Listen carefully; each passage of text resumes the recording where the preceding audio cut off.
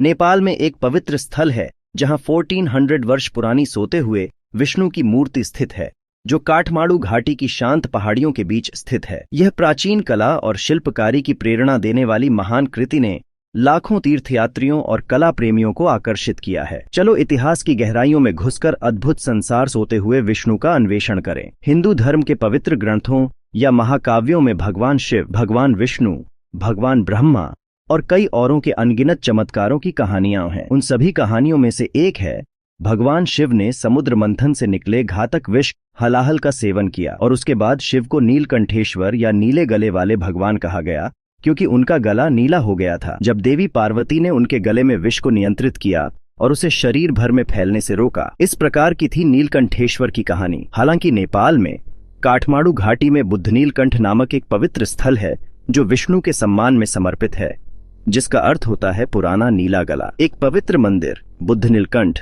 यह नेपाल के प्रमुख पर्यटन स्थलों में से एक है और यह भगवान विष्णु के भक्तों के बीच में संपूर्ण दक्षिण एशिया में चर्चित है। 12 सांपों, शिशनाग के मोड़वारे सांपों के घेरे में स्विमिंग पूल में तैरती सोते हुए विष्णु की मूर्ति वाला एक आवासीय मंदिर नारायण थान सामुदायिक समुदाय में स्थित है, जो भगवान नारायण यानी विष्णु के घर के रूप में नामित हुआ है। एक ही चट्टान से तराशे गए विष्णु के मंदिर की मूर्ति 5 मीटर लंबी है, जिसे माना जाता है कि लिस्वेश्वी पीरियड में 1400 से अधिक वर्षों पहले उत्कीर्ण किया गया था। आपातजनक रूप से पानी में तैरती यह प्रतीकात्मक मूर्ति देश की सबसे बड़ी और खूबसूरत पत्थर की मूर्तियों में से एक है। हिंदुओं के अलावा बौद्ध अनुयायियों भी इस मंदिर की पूजा करते हैं, क्योंकि उन्हें लगता है कि बुद्ध नीलकंठ की मूर्ति भगवान बुद्ध के समान है, इसलिए बुद्ध नीलकंठ की पूजा करते हैं। बात है कि भगवान बुद्ध को भगवान विष्णु का 9वां अवतार माना जाता है।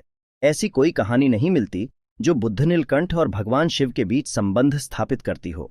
हालांकि जल में जिसमें भगवान विष्णु या बुद्ध नीलकंठ का मंदिर तैरता है, वह गोसाईकुंड झील से उत्पन्न होने का माना जाता है और कहा जाता है कि गोसाईकुंड की पवित्र झील का निर्माण भगवान शिव ने किया था। जब भगवान शिव विष का सेवन करके नीलकंठेश्वर बने थे, तो उन्होंने अपनी ज्वलनशील गले की प्यास बुझाने के लिए हिमालय की ओर क्रमशः बढ़ाया। उन्होंने अपने त्रिकुट से पहाड़ की छति को मारा डर के साथ और ऐसी एक झील गोसाईकुंड पैदा की जिसने उनकी प्यास को शांत किया। भगवान विष्णु की सबसे आकर्षक पवित्र मूर्ति एक ही बासल्ट पत्थर के ब्लॉक से तराशी गई है। 5 मीटर लंबी प्रतिमा एक 13 मीटर लंबे तालाब के बीच स्थित है। मूर्ति का चित्रण भगवान को एक पड़े हुए अवस्था में या सर्प सांपों के वक्रित कोयल में सोते हुए दर्शाता है, जिसे शेषनाग कहा जाता है। भगवान विष्णु के पैर क्रॉस किए गए हैं और शेषानाग के 11 सिर उनके सिर को झुलाते हैं। विष्णु के 4 हाथ उसके दिव्य का प्रतीक होने वाले चीजों को पकड़ते हैं। एक चक्रा जो मन का प्रतीक है, एक शंख यानी शंका 4 तत्वों का प्रतीक, एक कमल का फूल जो चलती हुई ब्रह्मांड का प्रतीक है और दंड या कौमुदकी जो आदिज्ञान का प्रतीक माना जाता है। इस मंदिर के निर्माण से संबंधित एक दिलचस्प कहानी है। कुछ लोग कहते हैं कि पवित्र आयतन की मूर्ति कैथमांडू घाटी के बाहर किसी जगह तराशी गई थी और उसे गुप्त वंश के कम चर्चित राजा विष्णुगुप्त ने कैथमांडू घाटी में लिच्छवी वंश के राजा भीम अर्जुन देव के शासनकाल के दौरान अपने वर्तमान स्थान तक लाया था।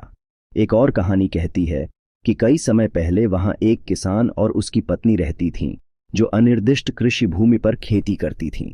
एक बार जब वे अपनी जमीन को जोत रहे थे, तो उन्होंने आश्चर्यजनक ढंग से कहीं मूर्ति को मारा, जो तुरंत भूमि में खून डूबने लगा।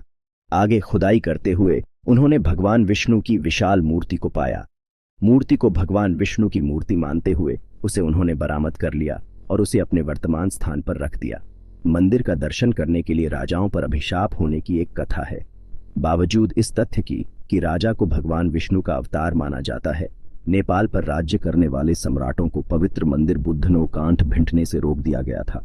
कहा जाता है कि राजा प्रताप माला को एक दृष्टि या स्वप्न दिखाई दी। इसके परिणाम स्वरूप उन्होंने एक शक्तिशाली विश्वास और भय विकसित किया कि कोई भी राजा जो मंदिर का दर्शन करेगा वह निश्चित रूप से मर जाएगा। फिर इसके बाद नेपाल पर शासन की कोई भी राजा इस मंदिर का आगमन नहीं करी।